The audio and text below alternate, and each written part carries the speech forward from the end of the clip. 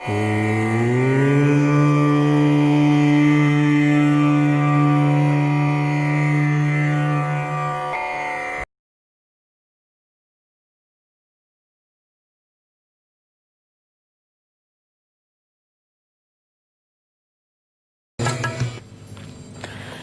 आप देख रहे हैं हमारी खास पेशकश। मैं हूं आपके साथ ज्योत्सना बेदी। आप सबका बहुत स्वागत है। साईं बाबा आखिर कौन थे, कहां से आए थे, किसकी पूजा करते थे, उनका मजहब क्या था? साईं की मौत के 58 साल बाद भी इस पर बहस अभी भी जारी है। सवाल खड़े किए जा रहे हैं, जानकारी मांगी जा रही है। साईं के मजहब से जुड़ी हकीकत जानने की कोशिश शिरडी साईं संस्थान से अदालत तक पहुंच चुकी है। साईं के धर्म पर नए दावे किए जा रहे हैं, बड़े खुलासे का दम भरा जा रहा है। ऐसे में साईं की जिंदगी से जुड़े सबसे बड़े रहस्य की हकीकत क्या है, देखिए हमारी एक पड़ताल। फिर सवालों में शिरडी के साईं। शिरडी संस्थान ट्रस्ट है, उन्होंने सनातन हिंदू धर्म के साथ एक बहुत बड़ा धोखा किया है। क्या मुसलमान थे साईं? इसमें आपको मैं न्यूज 24 को ये बताना चाहता हूँ कि खुद स्वयं साईं बाबा ने एक डॉक्टर पंडित से कहा है कि मैं जात का मुसलमान हूँ। साईं पूजा करते थे या अजान?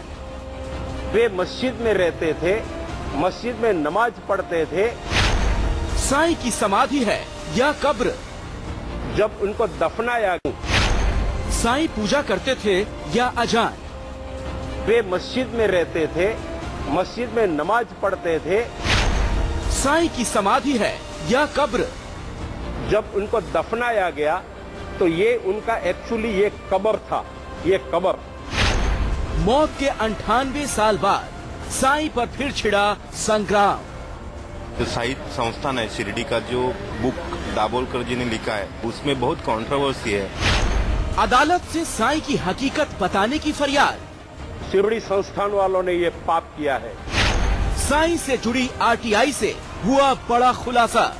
शिरडी संस्थान ने सनातन हिंदू धर्म को जो धोखा दिया है, इतना बड़ा धोखा दिया है, उनको क्लियर कर देना चाहिए, उनको डिक्लेयर कर देना चाहिए कि श्री साईं बाबा कौन थे।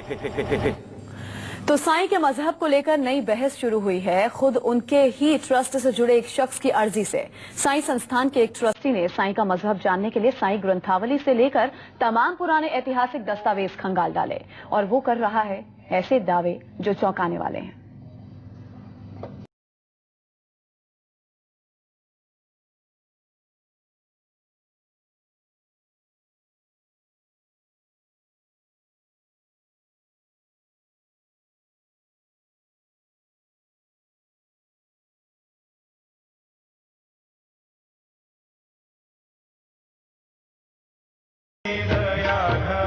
अट्ठानवे साल से इन सवालों का सही जवाब नहीं मिला।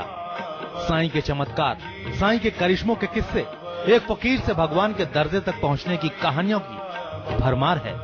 लेकिन साईं के धर्म को लेकर सस्पेंस कायम है। साईं के मजहब को लेकर विवादों की फहरिस्त दिन ब दिन लंबी होती जा रही है। इसीलिए मुंबई साईं धाम के ट्रस्टी रमेश जोशी ने शिरडी साईं संस्थान से आरटीआई के जरिए साईं से जुड़े कुछ जवाब मांगे। शिरडी साईं संस्थान ने रमेश जोशी के किसी भी सवालों के जवाब नहीं दिए, बल्कि ये खत उन्हें लिखा। इस खत में क्या लिखा है, पहले आप उसे सुनिए। काफी बुक वो लोग पब्लिश करते हैं। उन्होंने हमको ये रिप्लाई में कहा कि हमारे पास साईं बाबा को लेकर कोई इंफॉर्मेशन नहीं है, लेकिन उन्होंने कहा कि साईं सच्चरित में जो लिखा है वो बिल्कुल सही है। रमेश जोशी ने शिरडी साईं चरित्र नाम के इस ग्रंथ को जब पढ़ना शुरू किया तो उनके होश उड़ गए। साईं चरित्र ग्रंथ में लिखी बातों के आधार पर रमेश को पता चला कि साईं मुसलमान ही थे। इसमें आपको मैं न्यूज 24 को ये बताना चाहता हूँ कि खुद स्वयं साईं बाबा ने एक डॉक्टर पंडित से कहा है कि मैं जात का मुसलमान हूँ, मैं मुसलमान फकीर हूँ। रमेश जोशी का दावा इतना भर नहीं। साईं के मुसलमान होने के सबूतों की पूरी लिस्ट बना चुके हैं वो।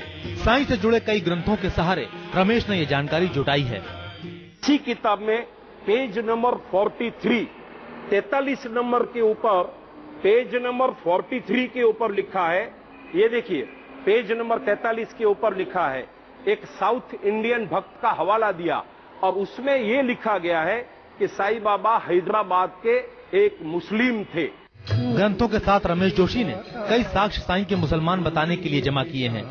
साईं की मौत के बाद हिंदुओं मुसलमानों के बीच झगड़े की कहानी हो या फिर साईं की कब्र को समाधि बताने की बात, रमेश जोशी ने सबके खिलाफ सबूत जुटाने का दावा किया है।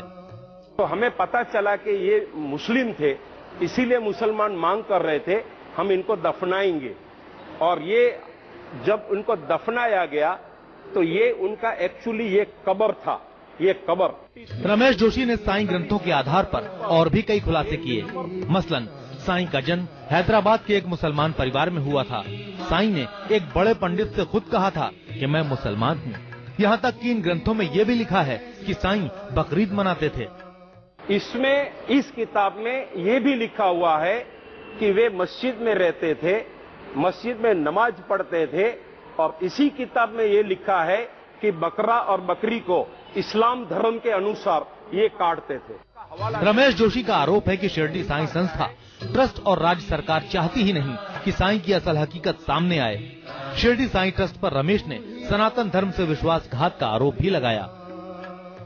शिरडी संस्थान ट्रस्ट है, उन्होंने सनातन हिंदू धर्म के साथ एक बहुत बड़ा धोखा किया है, विश्वासघात किया है, और हमारे सनातन धर्म के हिसाब से साईं बाबा की मूर्ति का स्थान देवी देवताओं के बीच नहीं है।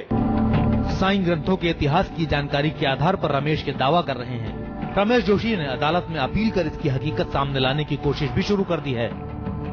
फिलहाल बॉम्बे हाईकोर्ट में इस मामले से जुड़ी 5 और अर्जियों पर सुनवाई भी शुरू हो चुकी है। शिरडी से हरीश तिगोटे, मुंबई से विनोद जगदाले के साथ दीपक दुबे, न्यूज़ 24। साईं मुसलमान थे, ये दावा करने वाले साईं संस्थान के ट्रस्टी ही नहीं है। असल में ये बड़ा विवाद सबसे पहले खड़ा किया था शंकराचार्य स्वरूपानंद सरस्वती ने, जिन्होंने साईं को मुस्लिम बताते हुए मंदिरों में उनकी पूजा अर्चना के बहिष्कार का ऐलान किया था।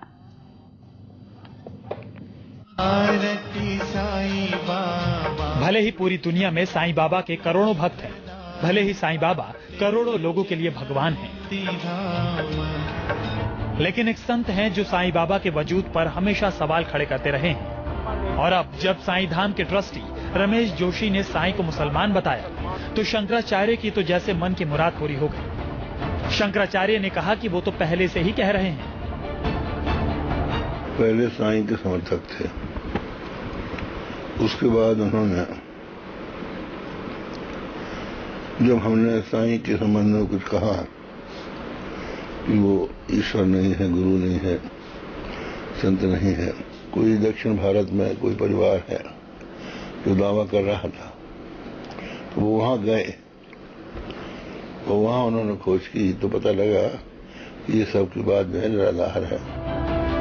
द्वारकापीठ के शंकराचार्य स्वामी स्वरूपानंद सरस्वती ही वो संत हैं जो साईं बाबा की महिमा को नहीं मानते। वो नहीं मानते कि साईं बाबा अवतार थे। जिन साईं बाबा के भक्त पूरी दुनिया में फैले हैं, जिन साईं बाबा को लोग भगवान मानकर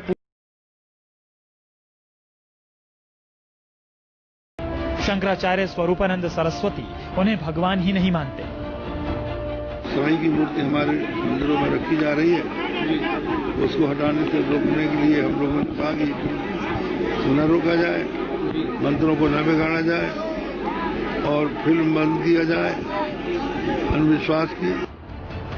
स्वामी स्वरूपानंद साईं बाबा को भगवान नहीं महज एक इंसान मानते हैं और दूसरों को भी यही नसीहत दे रहे हैं कि वो भी साईं को सिर्फ इंसान ही समझें। उन्होंने ये भी सवाल किया कि आखिर किसी इंसान की भगवान की तरह पूजा कैसे की जा सकती है। 4 दिन पहले शंकराचार्य साईं बाबा के मंदिर बनाने से लेकर उनकी पूजा तक को कमाई का एक जरिया बताया था। स्वरूपानंद ने आरोप लगाया था कि साईं बाबा के नाम पर मोटी कमाई की जा रही है। तो ये तब प्रतीक होता जब उसको हिंदुओं के साथ साथ मुसलमान भी मानते। मुसलमान उसको मानते नहीं है, तो हमें क्यों माने? तिरुपति बालाजी की जो आमदनी है उससे कुछ कम आमदनी शिरडी के साईं बाबा की है।